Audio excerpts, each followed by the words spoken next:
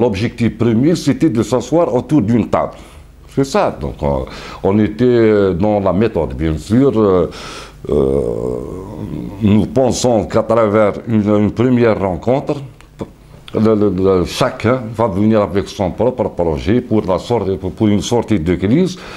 Et à partir de là, on va commencer, lors de la deuxième phase, on va commencer à établir la matrice de consensus. Voilà, donc nous sommes dans un processus constituant. Donc notre objectif, c'était là. En même temps, cette initiative est destinée aux partis politiques, aux associations, des personnalités politiques aussi, mais surtout à la population.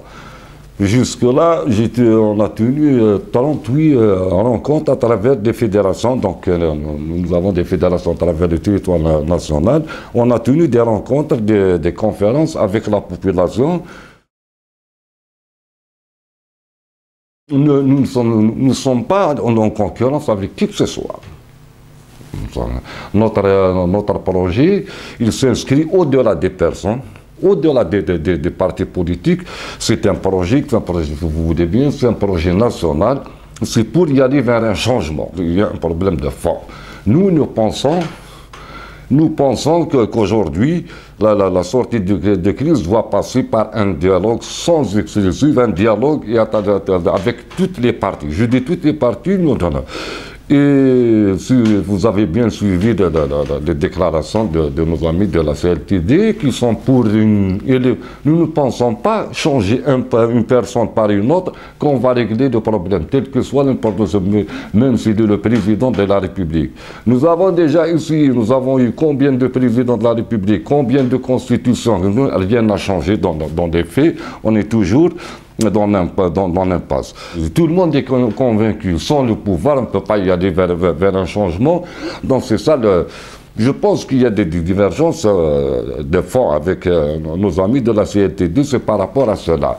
Donc nous pensons que des élections anticipées, où on ne va pas régler de problème, changer une personne par une autre, ça ne va rien changer dans le pays. Nous ne pensons pas qu'il y ait d'échec de stratégie. On peut changer de stratégie à n'importe quel moment. Concernant ces partis politiques, comme vous le savez, nous avons dit, j'ai fait lors de mon discours le 18 avril, j'ai parlé de fonctionnaires politiques, bien sûr. Ceci dit, nous allons persévérer au-delà des personnes, au-delà des partis, parce que l'objectif, franchement, c'est un objectif noble qui va au-delà de ces partis politiques, c'est de revenir à des pratiques saines. Je pense que le contexte national, régional et international nous impose aujourd'hui plus que jamais d'y aller vers des négociations, des vraies négociations autour d'une table, sans exclusion bien sûr, avec toutes les parties afin d'y arriver y aller vers un changement pacifique. Concernant les partis politiques, j'ai dit que nous sommes toujours ouverts à la discussion et au dialogue avec tous les partis politiques, ça, je dis bien sans exclusion. Et aussi, il faut comprendre qu'il n'y a pas d'unanimisme, on n'est pas à la recherche d'une unanimité autour de nous. Il n'y a rien de changé depuis 62 à ce jour, attention. Il ne faut pas se leurrer de dire que non. Si on parle des institutions, on est en train de dire qu'elles sont faibles, mais elles ne sont même pas dans leur rôle. Je parle de toutes les institutions. Voilà, je tenté de dire qu'on ne peut même pas dire aujourd'hui qu'il y a une mauvaise gouvernance ou bonne parce qu'il n'y a pas de gouvernance du tout. C'est ça le souci, c'est là le danger aujourd'hui. Si vous avez remarqué des contradictions de l'exécutif ou des décisions prises récemment.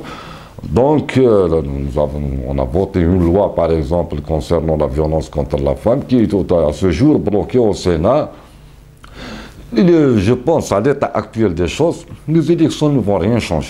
Vont reproduire la même chose, on va reproduire le même schéma, la même chose. C'est pour tout cela qu'on est en train de faire. On va essayer de mettre du mouvement dans le statu quo. Tant qu'on ne sont pas encore d'accord, parce qu'il y a beaucoup de... L'enjeu principal aujourd'hui, c'est la succession du président de la République, on va le dire honnêtement. Donc, tant qu'on n'est pas d'accord sur cela, c'est pour toutes ces raisons qu'on veut aujourd'hui, à l'amener de la chose, un débat national autour d'un pacte, autour d'un consensus national. Au moins, on va arrêter d'établir des règles, arrêter des fondamentaux et aller vers autre chose par la suite.